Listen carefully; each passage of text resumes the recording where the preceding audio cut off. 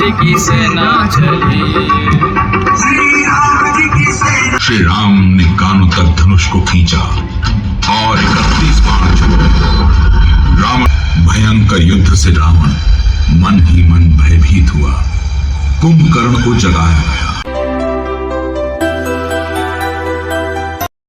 Hello दोस्तों, कैसे हो आप सभी दोस्तों। कोटा राष्ट्रीय दशहरा मेला चल रहा है और आज कोटा दशहरा के अंदर जो है लेजर एंड लाइट शो होने वाला है। तो वीडियो को लाइक कर दीजिएगा, शेयर कर दीजिएगा और प्लीज़ मेरे चैनल को सब्सक्राइब कर दीजिए। चलिए वीडियो स्टार्ट करते हैं। तो दोस्तों देख सकते हैं light laser and light show जो है वो स्टार्ट होने वाला है। अभी जो है वो तैयारी चल रही है, पूरा जो अंधेरा कर दिया है यहाँ पर। अभी उसके बाद जो है पूरा दिखाया जाएगा। मैं आपको दिखाता हूँ, देखो।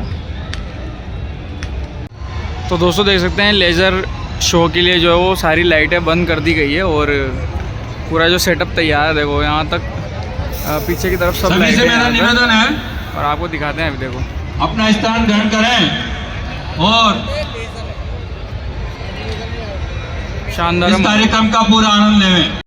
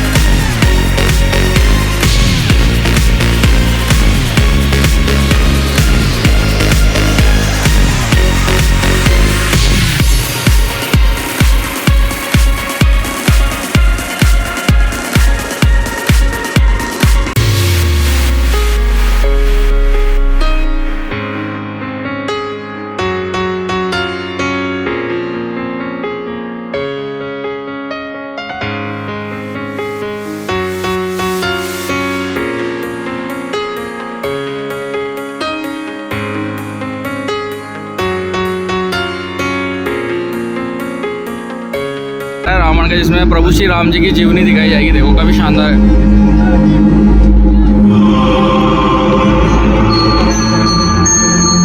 बोलिए जय श्री राम। जय श्री राम।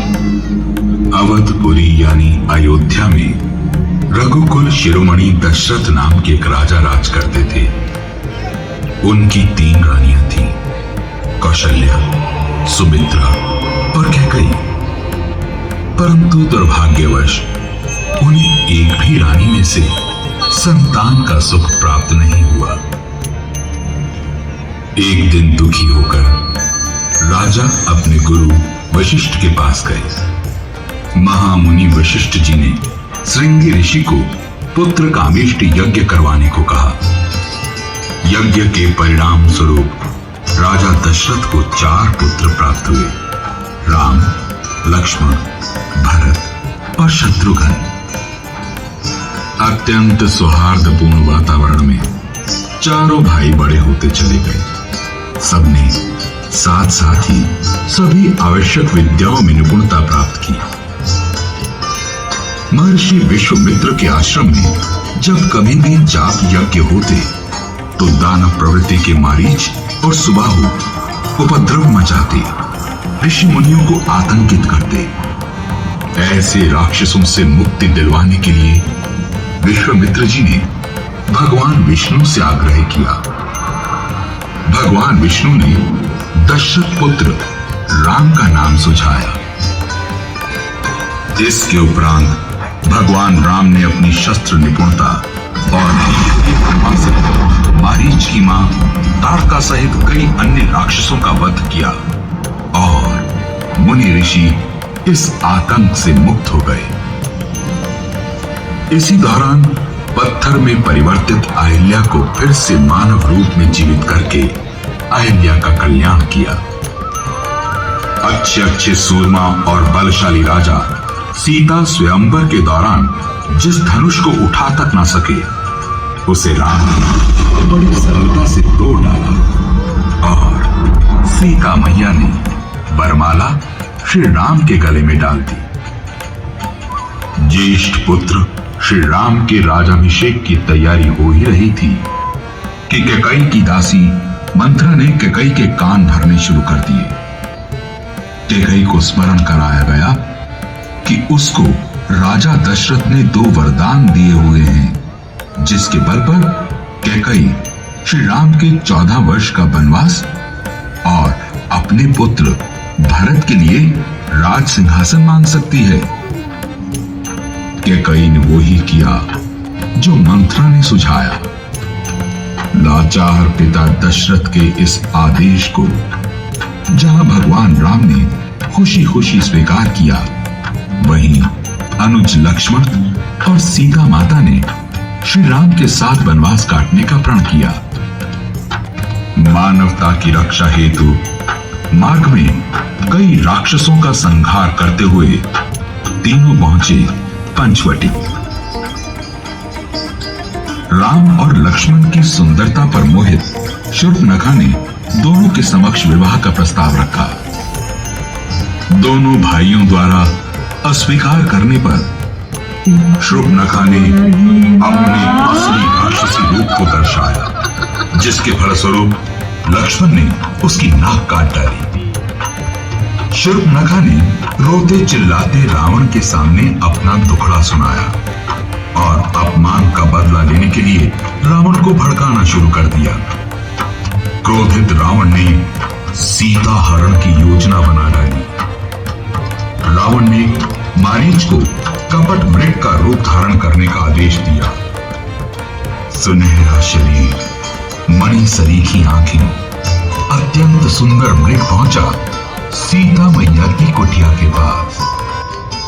मां सीता उसके आकर्षण से इतनी प्रभावित हुई कि उन्होंने श्री राम को उस मृग को लाने का आग्रह किया। राम चल पड़े मृग के पीछे पीछे। वन से श्री राम जैसे स्वर में पुकार सुनकर लक्ष्मण श्री राम की ओर जाने से पहले सीता मैया की सुरक्षा के लिए कुटिया के चारों ओर रेखा खींच देते हैं और सीता मैया से अनुरोध करते हैं कि इस रेखा को वो ना लांघें, यानी लक्ष्मण रेखा के अंदर अंदर रहें। लक्ष्मण के जाते ही रावण भिक्षु के भेष में भिक्षा मांगने सीता मैया के द्वार पहुंचता है और अवसर मिलते ही सीता मैया का हरण कर लेता है। आकाश मार्ग में दुष्ट रावण को राम भक्त वृद्ध जटायु ने जब रोकने का प्रयास किया तो तो रावण ने जटायु को बुरी तरह से घायल कर दिया। कुटिया में लौट कर आने पर सीता मैया को ना पाकर श्री राम और लक्ष्मण दोनों चिंता में डूब जाते हैं, विचलित हो जाते हैं। खोज शुरू होती है। खोज करते करते राह में जटायु ने दोनों भाइयों को रावण के दुष्कर्म के बारे में बताया। व्याकुल भाई जब सीता मैया की खोज में भटक रहे थे, तभी उनकी भेंट होती है श्री हनुमान जी से। जय श्री राम। राम लक्ष्मण की व्यथा सुनने के पश्चात हनुमान जी सुग्रीव के साथ मिलकर सीता मैया को ढूंढने का बीड़ा उठाते हैं। खोज करते करते श्री हनुमान जी को जटायु के बड़े भाई संपाति बताते हैं कि मां सीता को रावण दक्षिण दिशा की ओर ले गया है। वानर सेना के महामंत्री जामवंत ने हनुमान जी को लंका जाकर सीता मैया को खोजने का आदेश दिया।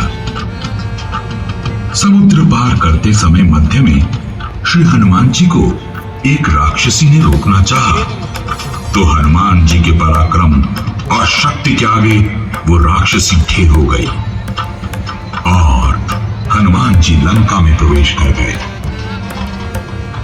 लंका पहुंचकर हनुमान जी ने सीता मैया को अशोक वाटिका में पाया। इसी दौरान रावण पुत्र अक्षय कई राक्षसों सहित हनुमान जी के हाथों मारा गया। इसे सुनकर रावण ने अपने बड़े पुत्र मेघनाथ को हनुमान जी को पकड़कर लाने का आदेश दिया। जब हनुमान जी को दरबार में लाया गया तो उनकी पूंछ में आग लगाने का आदेश दिया गया। बस फिर क्या था, हनुमान जी ने उसी आग लगी पूंछ से सारी लंका को फूंकना शुरू कर दिया। लंका दहन से सारे राक्षस भयभीत थे। दोनों तरफ से युद्ध की तैयारी होने लगी। रावण के भाई विभीषण ने रावण को कई प्रकार से समझाया बुझाया कि प्रभु राम भगवान हैं जो मनुष्य के रूप में प्रकट हुए हैं। उनका विरोध छोड़ दो और सीता माता को सम्मान सहित लौटा दो। रावण ने विभीषण का अपमान कर उसे अपने राजभवन से निकाल दिया। विभीषण श्री राम का दर्शन लाभ लेने के लिए राम के शिविर में आ गए, जहां राम ने उसे स्वीकार कर उसका राज्याभिषेक कर उसका राज तिलक कर दिया। लंका तक समुद्र मार्ग से जाने के लिए जामवंत ने नल और नील को बुलाकर पुल का निर्माण शुरू करवा दिया। लंका के किलों के चारों ओर के दरवाजों पर वानर भालू की सेना ने आक्रमण कर दिया। वानरों के झुंड राक्षस योद्धाओं के शरीरों को मसलने लगे। इधर लक्ष्मण मेघनाथ की ओर बढ़े। मेघनाथ ने घबराकर वीर घातिनी शक्ति चलाई जो लक्ष्मण की छाती में लगी और वे मूर्छित होकर पड़े। हनुमान जी उन्हें उठाकर शिविर में ले आए। जामवंत के कहने पर लंका के वैद्य सुषेण को बुलाया गया। उन्होंने पर्वत और औषध का नाम बताकर हनुमान को उन्हें लाने के लिए भेजा। वो पर्वत पर पहुंचे, किंतु औषध ना पहचान पाने पर पूरा पर्वत उठा लाए। जय श्री तो उठ गए। भयंकर युद्ध से रावण मन ही मन भयभीत हुआ। कुंभकर्ण को जगाया गया। ये देखकर श्री राम ने 1,00,000 बाण छोड़े। भयंकर युद्ध हुआ। कुंभकर्ण का सर धड़ से अलग होकर और दौड़ते दौड़ते श्री राम ने 2 टुकड़े कर दिए। रावण विलाप करने लगा। मेघनाथ अगले दिन के युद्ध प्रस्थान के लिए आवेशित हो गया। लक्ष्मण और मेघनाथ में युद्ध हुआ। अंततः मेघनाथ मारा गया। रावण युद्ध के लिए अपनी विचित्र फौज लेकर चला। रावण के वज्रतुल्य शरीर में किसी पर निशाचरों और वानरों की सेना भयंकर गर्जन करके भी भिड़ने लगी। किसी प्रकार के प्रहारों का रावण पर प्रभाव न हुआ। फिर उठ खड़ा हुआ। तब विभीषण ने